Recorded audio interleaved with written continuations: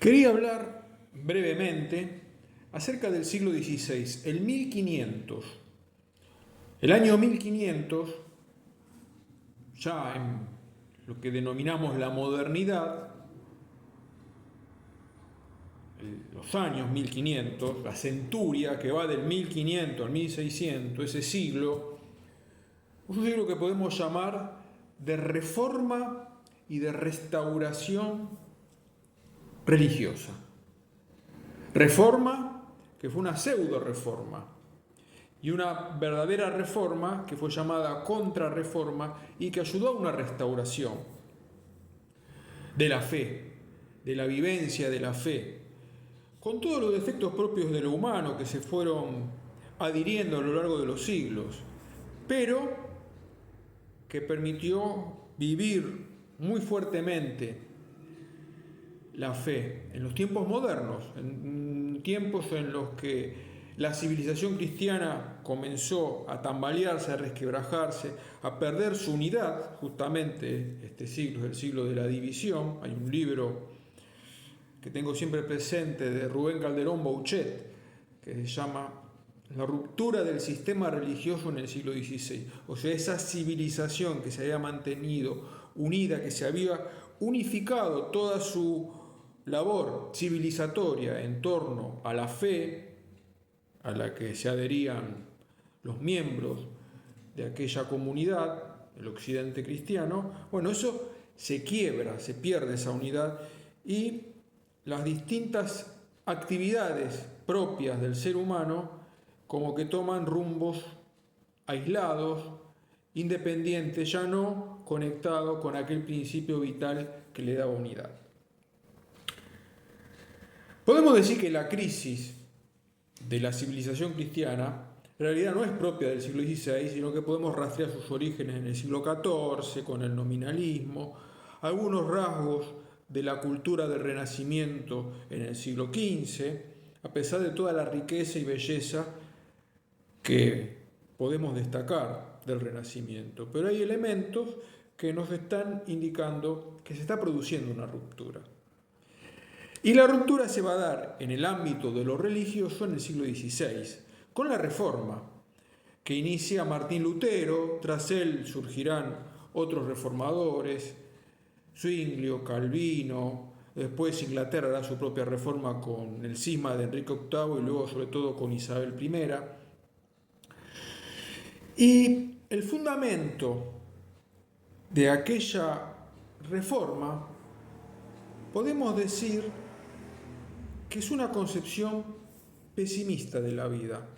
En esto recuerdo algo que he leído hace unos años en Chesterton, creo que en su obra sobre Santo Tomás de Aquino, donde nos muestra de algún modo que frente al progreso que había significado la escolástica, Tomás de Aquino, Lutero representa una regresión en la cultura, en el pensamiento, porque es una vuelta a una visión más pesimista del hombre, una visión donde se hace más hincapié en el pecado original, en las consecuencias del pecado original y esa concupiscencia que deja el pecado original en el hombre es insalvable para Lutero, solamente se salva por la obra redentora de Cristo, por lo tanto ya no queda nada sano en el hombre, es una salvación que cubre al hombre, pero no que lo transforma desde dentro, en la visión de Lutero.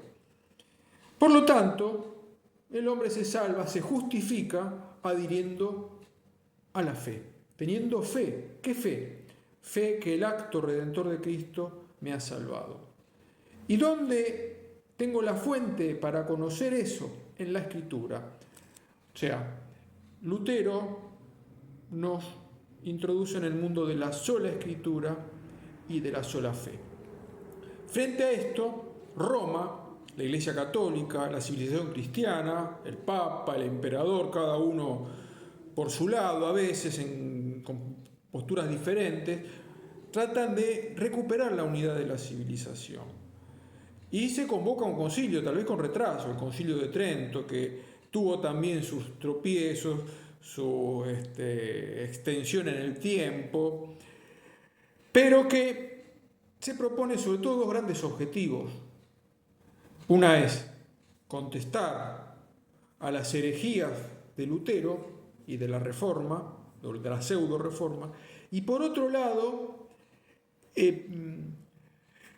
reformar auténticamente a la Iglesia, en sus prácticas, en su vivencia, en su forma de organización y con muchos vicios, muchos de sus miembros, necesitaba realmente la institución sagrada por su origen, por su cabeza, pero necesitaba una reforma.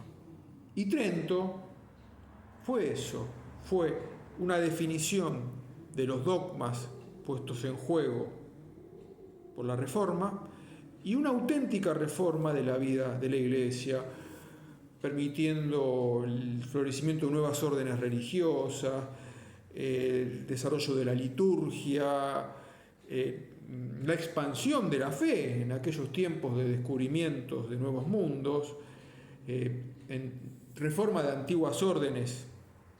Estoy pensando en tantas, ¿no? Ya antes de Trento había empezado un verdadero movimiento de reforma, sobre todo en España con Cisneros y con Isabel, la reforma de viejas órdenes, y después de Trento la irrupción de nuevas órdenes, ¿no? Por ejemplo, estoy pensando sobre todo en esa gran orden de la modernidad que es la Compañía de Jesús, que buscó salvar la cultura católica en Europa y expandir, evangelizar, llevar la fe a los nuevos mundos.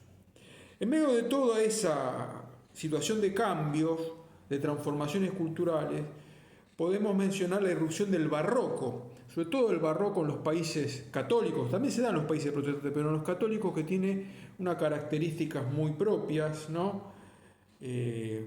Derroche de colores, derroche de formas, movimiento, vitalidad, y que tal vez esté ligado a una visión más optimista de la vida que la que tenía la Reforma protestante, más oscura, más lúgubre, sus edificios religiosos más deshabitados, mientras que en los países católicos es un derroche, ¿no? Y este barroco llega también a América, se adapta, va a haber un barroco propio de América, pero más allá del tema propiamente cultural y de estas expresiones culturales tan ricas, lo que tenemos que decir es que, llegando a su final, el siglo XVI,